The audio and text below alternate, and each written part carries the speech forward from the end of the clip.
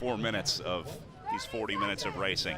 Definitely. This start straight into the mud bog will be crucial to get through there without any catastrophes. You don't want to get hung up there, or your race is instantly going to be much more difficult. So let's hope for a nice, clean, safe start for everybody. 175 people coming charging behind you. You don't want to have any problems. No derailleurs to be broken today, but certainly don't want to see anybody go down, and here we are. All right, the bike flight's light goes green, and they're underway. Certainly looks like Wells to me. That's going to be Jake Wells spinning it out and getting the whole shot onto the dirt. Look how quickly that's strung out already. There's some guys 10 seconds down, and we're only 7 seconds into the race. Yeah, this is where you really start to get into trouble. There's people dismounting and running here, so there must be some issues. Jake looks like he's spinning out a little bit. We've got some other people moving up. Yeah, if there was ever a time to take a gamble, I think this is probably it. Yes. Because otherwise you're going to be racing for 10th place on down pretty quickly. Even Wells having some trouble here. Arguably one of the best, if not the best, or most consistent single-speed men's riders around the country. And an amazing bike handler. He won the race I was in earlier this week in slippery conditions, not so soupy, but definitely slippery, and rode away from the field. So see a little bit of gravel here at the bottom of the drop down, but even that gravel is pretty loose and pretty deep.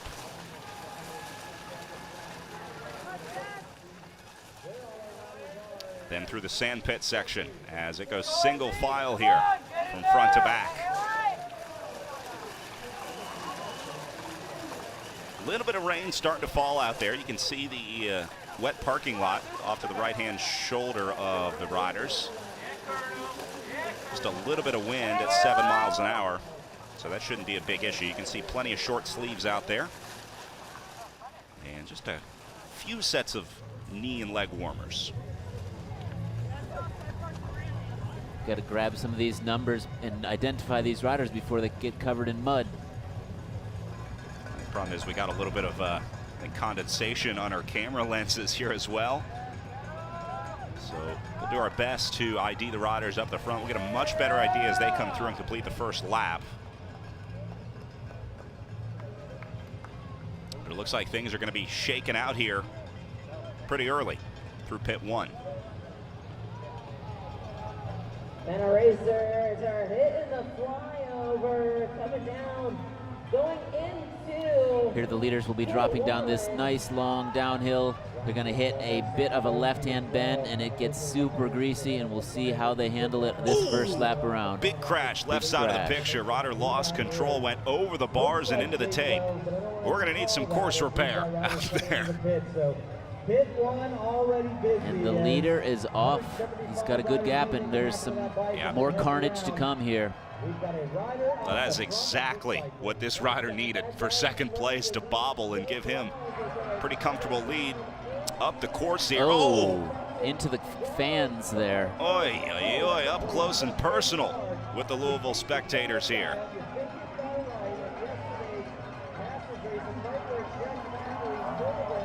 Meanwhile, these guys still working their way over the flyover.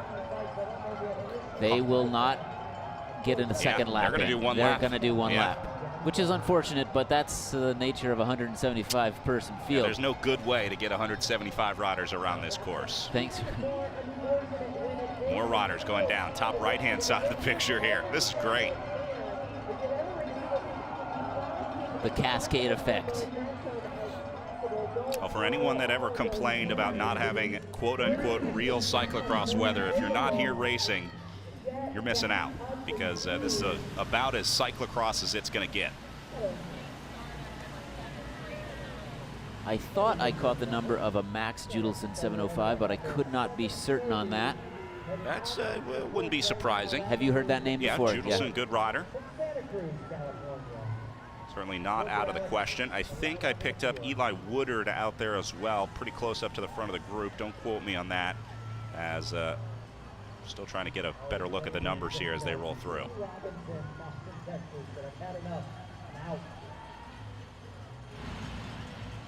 Sort of a switchback scenario here as they work their way up to those limestone stairs up at the top of the picture here.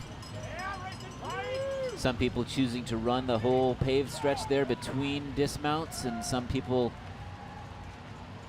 remounting and getting a little bit on the bike. Here we are with the leader.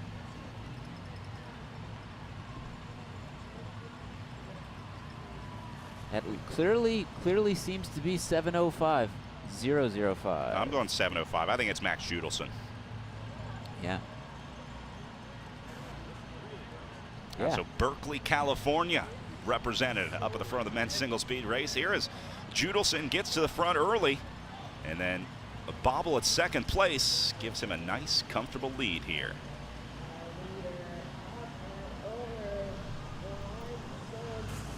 All right, so just got a clear look at his bib, so confirming that is Judelson up at the front.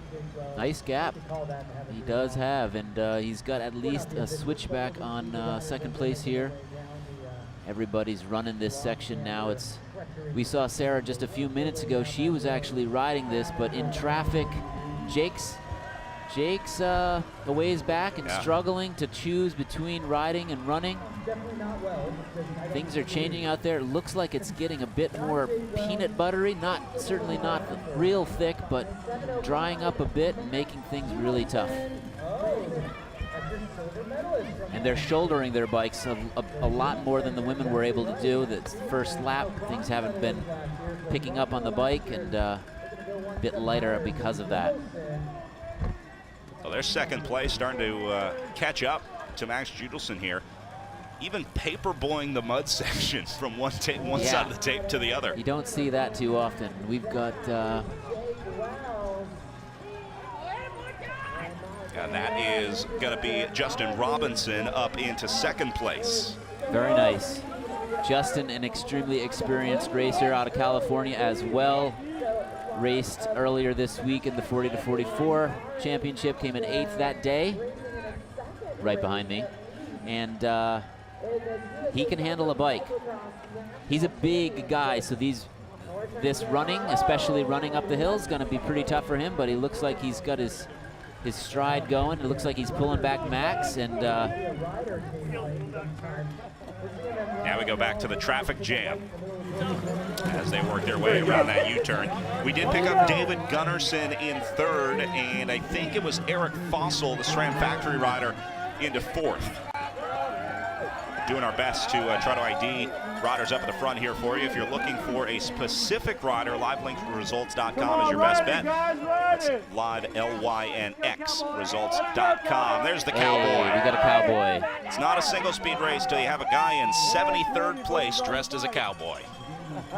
Or a cow, for that matter. Whatever he's doing up there.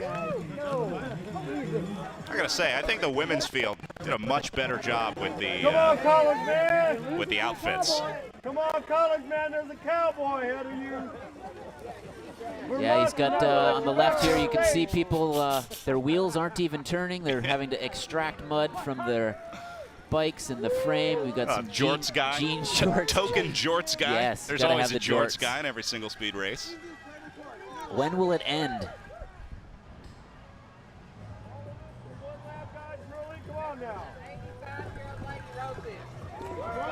So Justin Robinson looks like he's on the wheel. Can't say on the wheel, on the heels. Foot, on the heels. There you go. On the heels of Max Judelson, and we've got a race on our hands. Like I said, you can see the size difference between these guys. Yeah. Justin is well over 6 feet tall. Looks like Max 5'8", we'll say. So it doesn't dry out quickly, but it does. We'll have to see who has a pit bike and who does not today, and that could be make a big difference. Max, neither of them going into the pits. Both of them going to skip here. Max trying to find the grass on the edge. It's a dangerous place to be. You could catch a handlebar there. Justin, a huge rider, very powerful, and these two have made a gap. Judelson and Robinson Robinson through the pit as now third, fourth, and fifth place running their way to the entrance. I want to say that is probably Molly Cameron in the neon taking I think a it pit is a bike. Point S Nokian kit. That would make sense. And Cameron maybe riding up in here. Robinson started to get gapped off the back a little bit. Max Judelson put in a little dig as they went underneath the flyover. And now Judelson opens up a little bit of time. But gold and silver all together and all by themselves. The Robinson doesn't look super worried. He knows he's got plenty of racing to go. Leaders onto the barriers now. Judelson steps on top of the barrier. Don't see that too often. Interesting strategy. Especially when it's so slippery. A little bit of a risk, but. Little bit. You catch a cleat on that thing. Yeah. It's gonna be a couple days before they can dig you out of the mud. So we're seeing a lap time of about 10.5 minutes, 10 minutes 26 seconds. So Judelson's gonna see 3 laps to go here, so they'll do 4 total today for single speed men as Max Judelson battles up at the front with Justin Robinson. It's an interesting place to be, trying to play defense for a guy like Judelson and Robinson. I think at this point, this early on, probably has the advantage of being able to sit back, sit second wheel. You don't want to let too much time open up, but they got plenty of opportunities to open up the gap. And I did see Jake Wells just going over the barriers, so he's lurking back there. You never can discount someone like him in conditions like this. Got a group of 3 here. It looks like we might have Molly in the neon at the tail end. I want to say that might be a full cycle kit in the middle there. That could have been. Let's see. There's only 175 names on the list. How hard can it be to find? We are looking at 4 pages of start list here in front of us, which you don't get at a whole lot of bike races. I don't know that I can remember the last event that I called that had 175 starters in one field. Tour de France stage, maybe. Well. That's what we're talking about in terms of field size. Yeah, I guess a cross race, I should say. Yeah. I want to say thank you to bikeflights.com. A lot of riders got their bikes out here with the help of Bike Flights. About 1,000 times easier and 100 times cheaper than taking it on the plane with you. Once you ship your bike and you realize how easy it is not having to fly through the airports, it's pretty hard to go back after your first Bike Flights experience.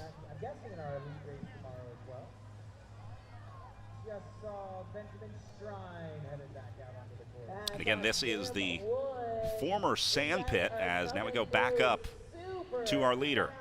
And what used to be a very routine corner, you saw Max have to dismount on. It's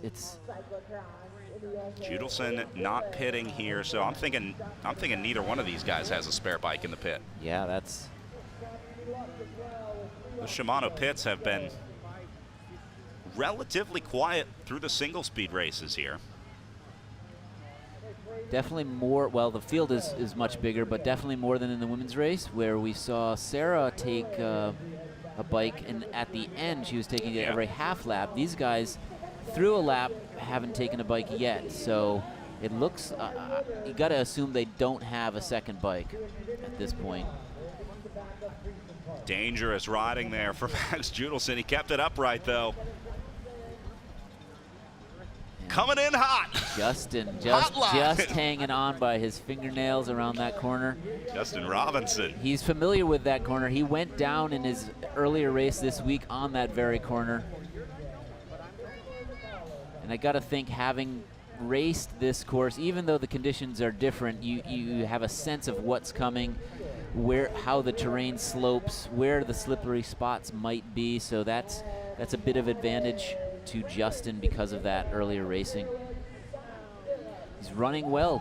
Yeah, Robinson has been like just a couple bike lengths off of Max Judelson this entire race. Now he's going to make the pass right here on the run. Those long legs of Robinson coming into play here. Impressive. So Justin Robinson moves up into the front. He makes the pass on Max Judelson as Judelson drops down to second. And Robinson in the black skin suit going to lead the way now. This test and have it come out of this. And so she saved a lot of the cities some money. And some insider knowledge yes. there from the fans on the Louisville outside of the turn. politics being talked about on race course. Here's the battle for third. This is third, fourth, and fifth place. Not sure of the third place rider. We've got a number there. Let's say 43 maybe. Molly Cameron, and then it looks like Josh Whitney from Full Cycle. A Boulder-based bike shop, and Josh is living in Utah these days. Colorado 2.0. Colorado 2.0. These guys are struggling just to run on some of these sections. It's getting so slippery, using the fencing for balance. Talk about the legality of grabbing the fence there. Do it. Yeah.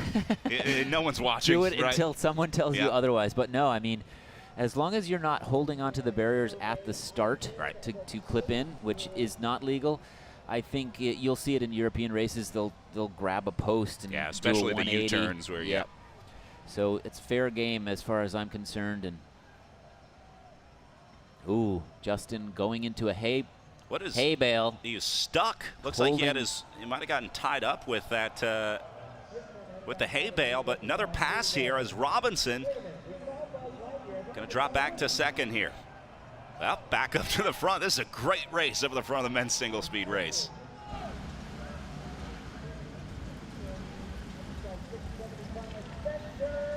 Robinson rebounds a little quicker. Yeah. And it's a gamble, honestly, to even ride this section, but you can see when you hit it clean, it is advantage riding. come on, Molly. I'm thinking that might have been Corey Stellis into third. Don't quote me on that. It was a very muddy number on his back as we go back up to the leaders. Justin Looks Robinson like Justin on the left side might of the have picture. a beer if he wants it. Nope, he skips it. This guy, this fan. I think there's $1 or a beer. $1 or a beer, your choice. Judelson also turns it down. Judelson is closing the gap here, though. Up to Robinson. At this point, it's hard to key off of somebody else. You're just gonna go because you know you're gonna slip in some place and he's gonna slip in some place, so you're just going. It's not really gonna be, I'll sit on this guy's wheel and wait until the last lap to attack. I think it's just gonna be who makes the fewest mistakes that ultimately rides away with this. Yeah, there's not a whole lot of tactics you can play in a situation No. like this. I mean, this is basically a time trial, a muddy time trial on this course. Super muddy, treacherous time trial. Just ride your own race. No aero bars. It's like that rider getting rid of his gloves, doing the old Tim Johnson. And now Max is in front of Justin, running up the hill. Judelson and Robinson, Robinson and Judelson back and forth all day up the front of the single speed men's race. So this is Judelson first onto the bike. Robinson's going to run it a little more. We saw this in the women's race as well, getting started here. The top of that hill, it's just a short section of pavement, but another thing to point out, Max on a bike with rim brakes. Justin on discs. yeah, if you're running rim brakes, you almost have to have a second bike here, but Judelson seems to be doing all right. Hasn't slowed him down yet. You can see Justin in the drops. Ooh, Robinson riding tried it to nice ride it and there. smooth. Almost made it. Those gears. We pay $100 right now to go to downshift. Now these guys just going to run lockstep as we go back into rush hour traffic through the mud. Look how deep this rut is. The line here that the riders are taking on the inside, if they're trying to push the bike through, you do not want to get a foot stuck in there. No, you'll lose a shoe. Yeah, break an ankle. Any indication that it might get cold enough to freeze overnight, so we have some frozen ruts tomorrow? Or? The temperatures were supposed to drop down to right around freezing, like 32, 33, right on the edge, but I think it's probably going to have to stay colder for longer before these ruts start to freeze up. And they'll do some remediation overnight as well here. Usually they go, like they would typically go back through the sand pit and sort of till that up. They'll probably just flatten this mud out, or maybe just leave it. Yeah, it's a shame that the sand pit has become a non-feature. Actually, we've got Max coming into the pits finally, so he does actually have a second bike. Also with, looks like he's got a V-brake on the front of this bike. Why not? I like it. So this will be interesting to see how much Max is able to take advantage of a fresh, clean bike while Justin slogs away at the dirty machine. Might be even a faster line through the pit. After you get that bike, obviously it hasn't been ridden as much as the non-pit line. So if you can stay right up against those Shimano barriers on the right-hand side, I think it is a little drier there. So now that's Josh Whitney in third place. Looks like that's turning into a good battle with third and fourth coming out of the Shimano pits right now, as we just saw 1 and 2. And Molly Cameron would be in, that would be the that's going to be fifth place. And then this will be 6 and 7. Jake Wells in 6th. I'm a little surprised by that. I thought Jake, you know. Agreed. Maybe just a little too muddy, maybe a bad start for Wells. Seemed like he really lost. He went from 1st to 6th place pretty quickly. Yeah. Maybe a gearing issue. Maybe it could be a gear. It could be. Could be. Robinson, don't look behind you. You've got your bronze medalist from last year right. So now seeing 2 laps to go as Justin Robinson leads these guys through the line. Robinson's pretty clean on his left side, and it looks like he only has 1 glove on. This is true. Going Michael Jackson for the single speed race today. I guess you only want the feeling on the left lever. Here goes Judelson attacking up the left side. There goes Wells over the barriers. And I have a feeling the next time you see Judelson up at the front, he'll be our new leader.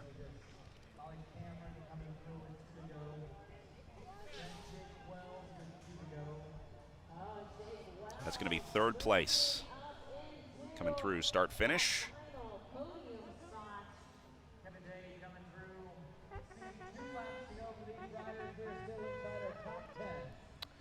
And yep, Max is pulling away a little bit from Justin here, finding a little bit of grass on the edges, getting a bit more traction.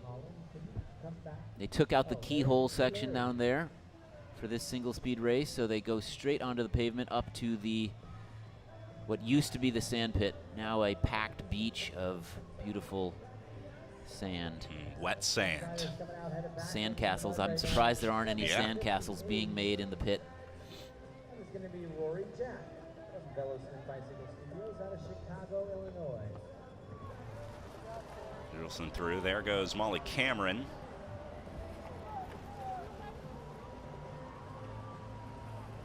That battle for what I think is still the race for 3rd place here. I think Cameron has moved up. Yeah, that was Josh Whitney, I think. He might be in 3rd. That flash of red and blue. So Molly now in 4th. Okay. That makes sense. And we're missing Whitney in the gap. So Molly Cameron rides by into 4th place. Here's the battle for 5, 6, and 7. That looked like a close one. We'll keep our eye on that as we go over to the flyover.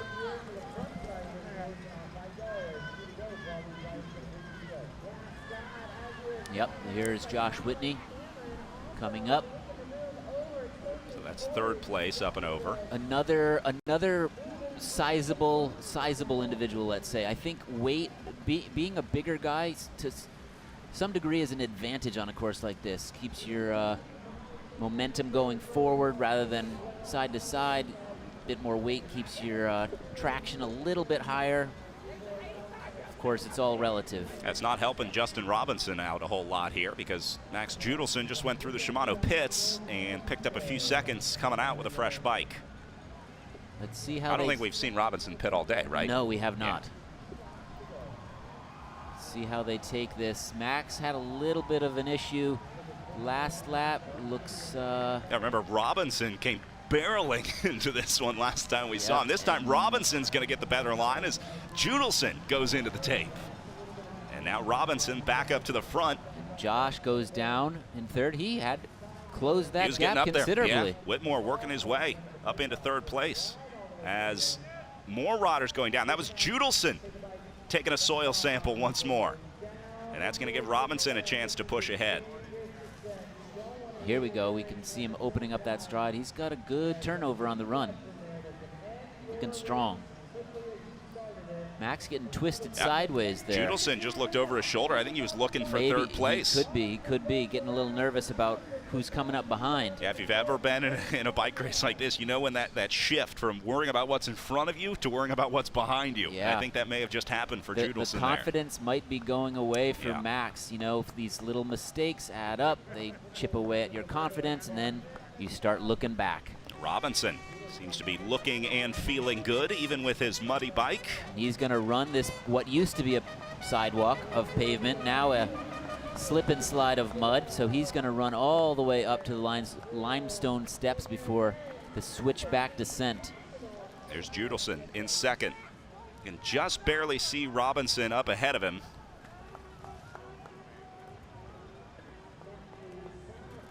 Josh Whitney in third now. It's about Also equal the run. spacing between first and second, second and third, and then even third and fourth back to Molly Cameron there in the neon kit that just went around the corner. Pretty much maybe 7-8 seconds in between all four of those riders. You can see Molly going left, Justin Robinson going right up to the stairs, holding that fencing to get around the corner, delicately getting up the limestone steps. Careful. Don't want to fall and bust your shin on that. Yeah, sometimes you get into the trouble with the toe spikes on those. Yeah, catch a toe. Yeah. Be very careful. Especially know where your footing is on every feature of this course. Robinson is hurting. See how he negotiates this section. He had a little trouble last time. Looks like he has a little trouble this time. That is quite the tricky section. I don't think anyone's been able to ride past the third set of hay bales there.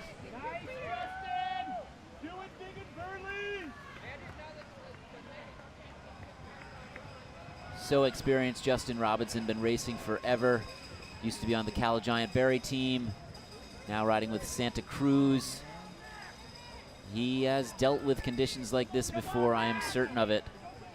Even though he's from California, he's got that experience. Max grabbing the fence. It looks like Josh may be closing down that gap, and Molly's coming with him. He's not that far behind. Judelson, Whitmore, and Cameron, I think, are going to lock into a group here, and that might be a great battle.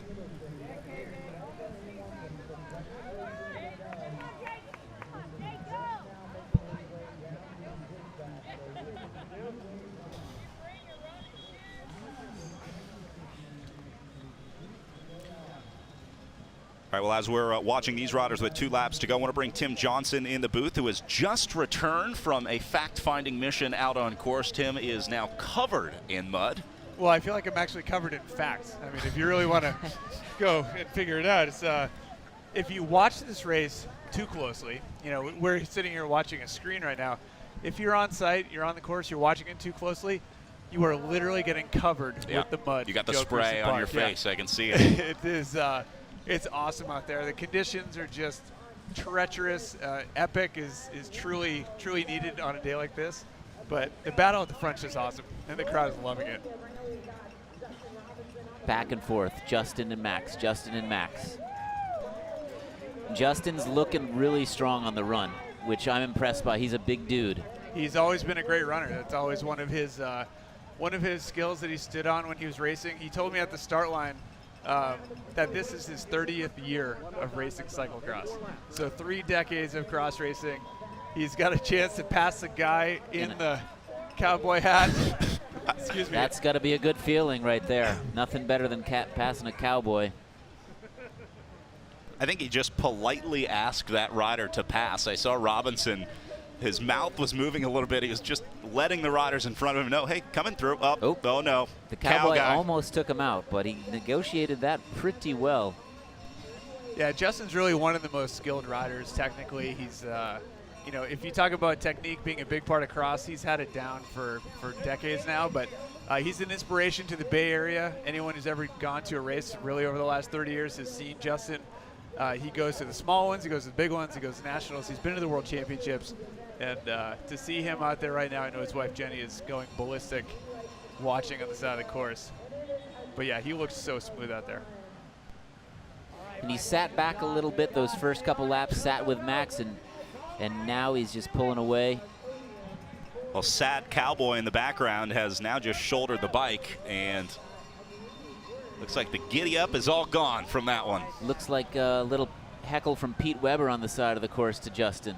Just talked to Pete and Brandon Dwight, who is, you know, another podium finisher here this week. And, you know, watching one of your own out there, you know how bad that Justin is suffering right now. He is a big guy. He is not really supposed to be a lithe climber. And you can hear it's the breath. You know, you can just like see the intensity up close. And there's nothing like being heckled by your friends and make you feel like, you know what, I'm glad I'm out here. I'm going to go get that jersey. Robinson makes the pass on a lapped rider who had stopped to enjoy a beverage on the side of the course. And all the more impressive by doing it without a pit bike, Tim. Yeah. Well, I mean, it's a simple system, single speed. Sure. There's not a whole lot of concern about your derailleur going up into your seat stay, but these are very simple bikes. You know, a lot of people have they go towards like the tech end of the spectrum. Chris, you know, you're a good example of that when you're current position of VeloNews, but this is really breaking it down to the most basic sense. And the only thing you can really do is to send it. And I was on that long downhill section, and the crowd was going nuts. Every single time someone would come down, you could tell the ones who weren't using the brakes because the noise of the crowd built as they came down the descent. With their speed. Until the slight chicane, and then it was like taking bets on whether or not they're going to crash, and if they did, where they were going to do it. So that was Robinson rolling through. He's going to be back out onto the pavement here soon. As we go back and take a look at the battle for what I think is third place here, heading into pit number 1. They're going to be working through a lot of lap traffic here. This one got just a little bit out of hand. Just saw Josh Whitney and Jake Wells roll through. And you can see these guys covered in mud. Talking about the course conditions earlier. Tim actually had a waterproof jacket. Yeah, what? Not that. Doesn't do you much good when you're being sprayed by a pressure washer. Yeah, no, super fun to be out on course this morning, and it really, you know, being an elite athlete, you stay in the hotel, you stay off site, you know, to try and be as relaxed as possible to get ready for the big races tomorrow on Sunday, and you don't always see that people are racing literally from sun up to sundown here in Kentucky. All right, back up to Justin Robinson, our men's single speed leader, who has built himself a pretty comfortable lead, picking his way through some lap traffic there. I think that's our first Bill Scheiken sighting on the live stream. I'll give a big shout out to Bill of cxhairs.com. Bill's going to be joining us on the commentary tomorrow. Been doing an incredible job of domestic cyclocross coverage this year. The video content has been off the charts. So Molly Cameron right there going through the left side. Really excellent technique rider, some of the best handling skills on the off-camber, great speed. There's a risk factor that you have to take to see just how fast you can go on this course. But you are rewarded. You know, there's a huge difference between the riders that are really able to hold on to an off-camber section versus those that aren't. And it really, like, skills that you've built over the years, someone like Molly Cameron definitely has those in spades. You were talking about finding the limit. I think Robinson found that limit on the downhill on the second lap when he was going into that muddy section. He basically completely lost control and then sort of reeled it back in for the next couple laps. He got that section figured out. And then with 2 to go, Max was the one who actually came to a dead stop, and Justin passed him. I mean, that's like, you can lead in the race just like Lizzie Gonzalez earlier in the 15-16 race. And it is a benefit to be at the front, but it's a little bit easier to be watching that person judging whether or not they're going to hit the ground or not, and if you have a chance to take over the lead at that point. So if you're going to be locked into a two-rider battle, you'd rather take the second position into the last half lap? I think that there are a lot of chances to pass, especially going into the barrier section. That's a very wide area. There's plenty of lines to pick, so it is easy to get around if you have to. Yeah, these stairs, Louisville is famous for having a set of stairs. Originally one of the first flyovers built in the country, getting ready for the USGP back at Eva Bamman Park, and before that at the golf course. And they have done a nice piece of homage for that. Very steep stairs and very steep descent. So getting clipped in and going down, especially when your pedals are full of mud, is tough to do. Got to be quick.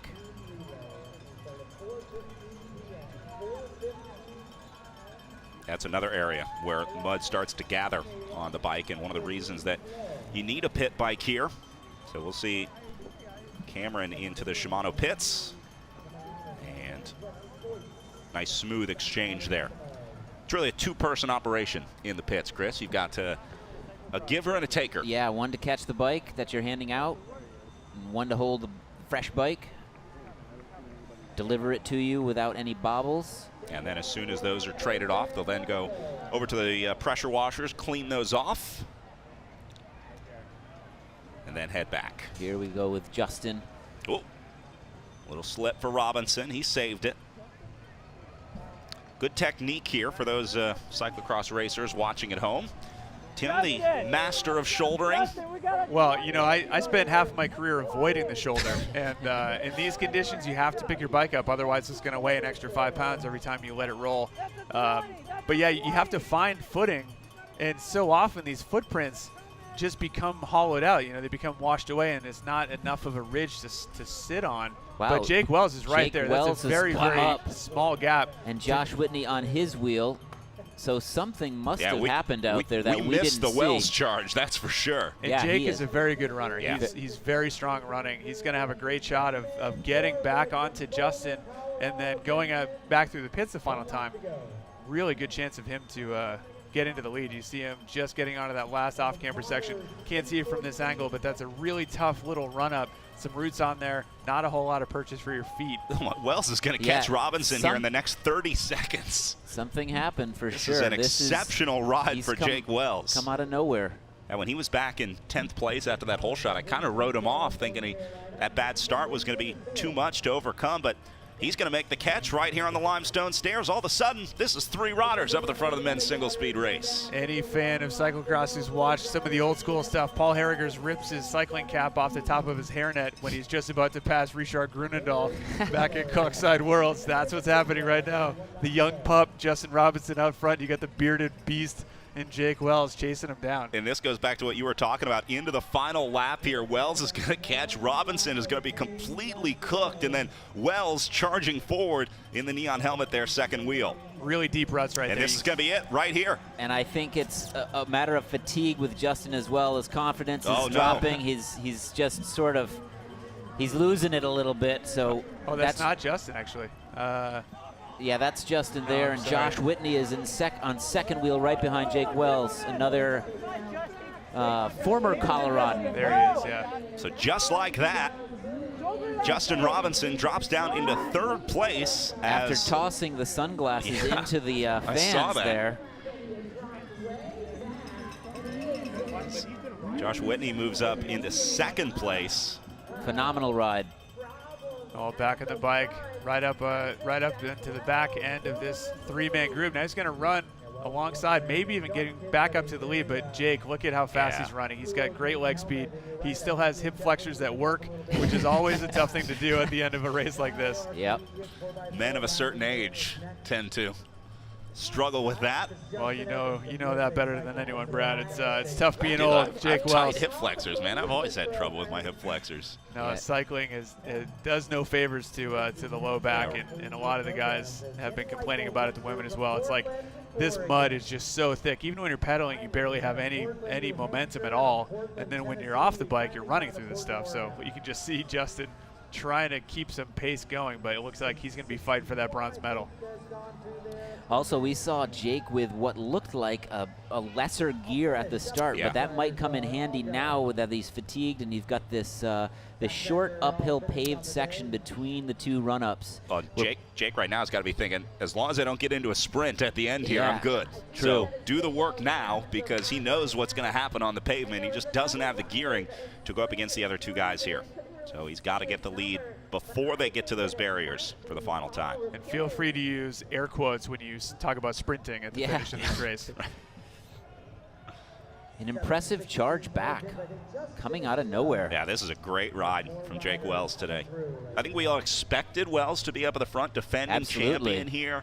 Had a great year this year, but was just kind of MIA early on. And then on the final lap, Jake Wells makes his way up to the front. Now right on Carter's wheel. It's not how you start, it's how you finish. Really fun little section here. This is difficult to get any kind of confidence. You can just see him wanting to dab his foot down, trying to push along a little bit, and then you start a really long run back up to the pit. And this, you know, as we talk about getting ready to win a Jersey, this section right here is the final test for a lot of these racers. This is going to be really tough running. You got to figure out positioning. You got to make sure that you're picking the right line. This course is very wide, and so you might have someone who's running faster than you, but you don't really notice it because they're 20 feet away from you on your side flank. So Jake Wells just cruising up this run up. Talking about the comeback of Jake Wells here. Look how clean his kit is. I don't think he's gone down on his left side all day today, so maybe it was patience that pays off today. Well, it really would, and you know, looks especially fresh. after watching Colonel Sanders just eat it earlier today. He's wearing a perfect white smock. He's got some white mustache. He ended up face first in the mud on that long downhill. Jake Wells, complete opposite. Look at how quickly Wells passed that other rider just pushing the bike up. It just goes to show you how strong of a runner Wells is here, and he sure picked a good course. Well, we've got some fans trying to give him help, but they're having a hard time keeping up. That would be Chandler DeLinks and Matt Timmerman, racing a couple times earlier this week. Totally winded. Jake coming in for a Oh, Wells into the pit, has a little bit of a bobble as he goes over the top of the bike. That could have been a disaster. Luckily, he built himself about a 30-second lead on the last half lap of racing, so he only gives up a few seconds. Back to second and third. Yeah, you don't see that often, but at this point in the race, when you are that cracked, it's pretty easy to miss your saddle and end up on the ground.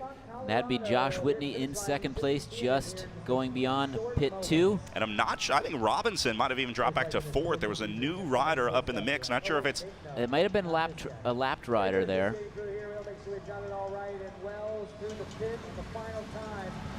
It's fitting that the man with the giant beard is going to win the muddy. Yeah, he's got to have at least a pound of mud on his beard by now. Yes.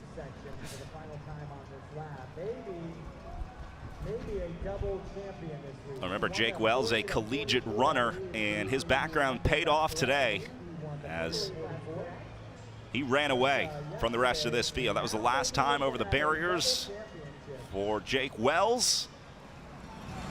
And now he'll be onto the pavement, and he's going to lock up another single speed men's national championship. 2 last year, 2 this year. It's not how you start, it's how you finish, and Jake Wells showed that today. With a rough start, dropping back as far as 15th place before fighting his way up to the front on the final lap to take the win. Now the battle for second coming behind him. Remember, Robinson, the leader for most of the day today, fading. Josh. And I think Whitney took second. Got it looks in like. for second.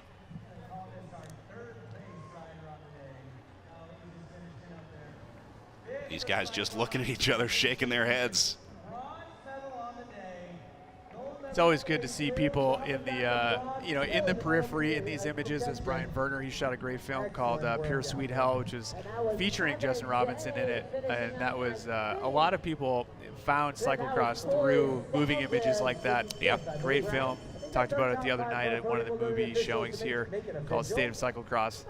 Part of the week-long festivities around National Championships here in Louisville. Officially done with a and really cool. Actually, Molly Kaminer was featured in that film also, but so cool. I mean, to know that somebody like Justin's been racing for 30 years and to see someone out there still going for it and being able to be in the lead, unfortunately not able to win, but the camaraderie that the riders have out there is just something that makes cyclocross very special. Yeah, anyone that fought through that race today, they are brothers in arms, that's for sure. We saw a glimpse of Max, who for quite a while was battling for the lead, but must have either had an issue or just cracked quite a bit because he was just coming to pit 2 up the long hill.